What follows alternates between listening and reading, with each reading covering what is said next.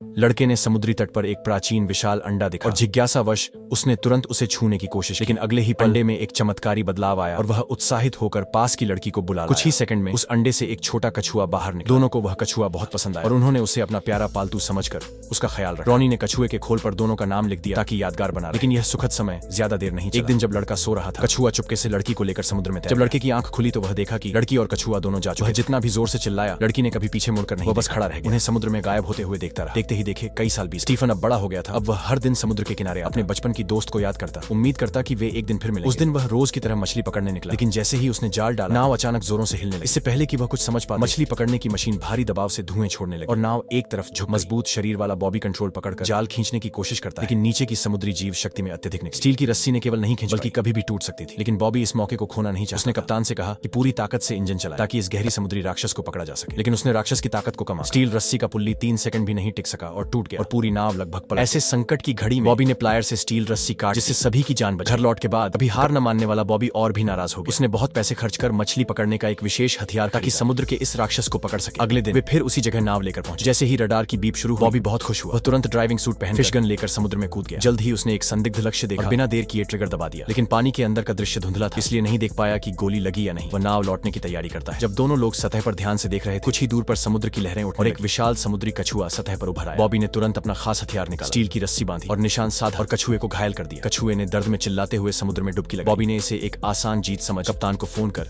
Helicopter मंगवाया। लेकिन Stephen को यह बहुत बेचैन कर रहा था। जब वह डेक पर आया, अचानक एक अमूलेट उसकी ओर फेंका। मुड़कर देखा तो यह वही लड़की थी जो सालों पहले गायब। उसने बताया कि वह एक समुद्री अप्सरा है और वह वही कछुआ है जो उन्होंने बचपन में पाला था। उसने स्टीफन से गुजारिश की कि वह कछुए की जान बख्श दे। तभी दूर से हेलीकॉप्टर की आवाज और विशाल कछुए ने जैसे ही यह सुना, वह पानी में छलांग लगा हेलीकॉप्टर को टक्कर मार, जिससे वह क्रश हो गया। फिर उसने नाव को भी पलट दिया। सौभाग्य से स्टीफन को एक छोटी नाव मिल गई। लेकिन जब बॉबी उसमें चढ़ने की कोशिश कर रहा था, वह विशाल कछुआ वापस और स्टील की रस्सी से उसका पैर बांध उसे समुद्र में घसीट ले गया और बॉबी को उसके लालच की कीमत उसके